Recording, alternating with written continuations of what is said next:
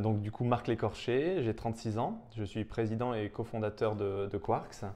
Quarks permet aux conseillers en gestion de patrimoine de proposer de diversifier le patrimoine de leurs clients par le biais de la crypto et par le biais d'un mandat de gestion.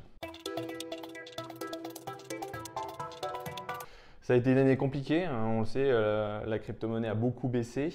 Il y a eu l'effondrement de l'écosystème Terra Luna. On a eu la faillite de la plateforme Celsius et puis en novembre FTX. On est clairement en train de gagner en maturité et on voit que l'écosystème est en train d'épurer tout ce qui ne fonctionne pas. Les stablecoins algorithmiques avec l'UST et les plateformes qui ne sont pas sérieuses. Je veux préciser quand même que FTX, c'est juste les malversations d'un seul homme, qui est Sam Bankman-Fried, qui a fait des abus de biens sociaux et des détournements de fonds.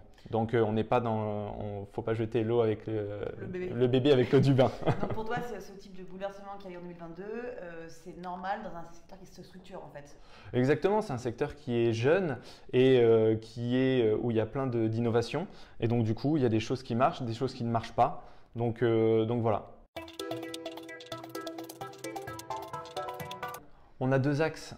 Si on regarde au niveau mondial, on va avoir nous qui sommes privilégiés, hein, européens, américains, chinois et japonais, où on a des monnaies stables. Et on va voir les crypto-monnaies comme plutôt des outils pour s'enrichir et spéculer. Et après, il y a 5 milliards d'êtres humains sur cette terre qui voient les crypto-monnaies et notamment Bitcoin comme une nécessité pour conserver de la valeur. Les Libanais qui n'ont plus accès à leur banque depuis octobre 2022, les Iraniens, les femmes iraniennes qui voient leur compte bancaire fermé parce qu'ils ne portent pas le voile, au Venezuela, au Nigeria, il y a 40% d'utilisation de Bitcoin parce que le Naira est une monnaie faible. Donc c'est une vraie nécessité pour eux, c'est des usages concrets et économiques pour eux, okay. C'est la réalité. C'est bien pour ça que le Salvador et la République centrafrique a fait de Bitcoin une monnaie légale. Ensuite, dans les usages très concrets et les promesses du Web3, on a bien évidemment la réappropriation de la valeur de nos données. On sait que nos données ne nous appartiennent plus. Dans le Web2, elles appartiennent à Amazon, à Google.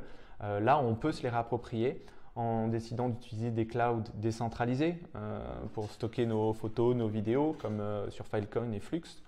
Nous, on a fait le choix de Flux pour héberger notre site internet chez Quarks, donc notre site internet est décentralisé. On peut éviter d'aller surfer sur Chrome et surfer sur le logiciel, sur l'explorateur Brave et gagner, être rémunéré en token, le BAT. Donc ça, je pense que c'est des promesses qui sont assez intéressantes. Des usages concrets, ouais. Des usages concrets qui… Après, bien évidemment, on pense aux NFT, hein, les jetons non fongibles, où il y a Sorare, licorne française, qui permet les cartes Panini digitalisées, qui permet à chacun d'être manager. Donc voilà, il y a de nombreuses applications. On voit la dernière annonce de la blockchain Avalanche, qui est un équivalent d'Ethereum, de monter un partenariat avec Amazon. Si demain, les nœuds validateurs des blockchains en preuve d'enjeu, proof of stake, sont toutes hébergées sur les sociétés du Web 2, bien évidemment la décentralisation aura échoué. C'est à nous aussi de justement fournir des serveurs pour que ce soit complètement décentralisé. Et vous, justement, chez Quarks, comment vous appréhendez cette démarche de décentralisation ? Ouais, on veut faire vraiment un pont entre la finance traditionnelle et la crypto-monnaie. On sait que le saut est trop grand de passer directement de la finance traditionnelle à se réapproprier notre propre valeur en détenant une clé Ledger.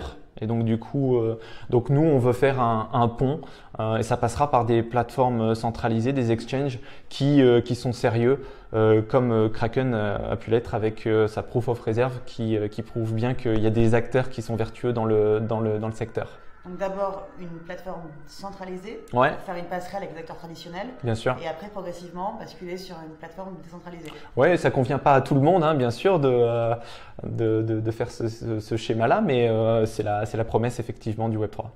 Merci beaucoup Marc. Merci beaucoup, Pauline.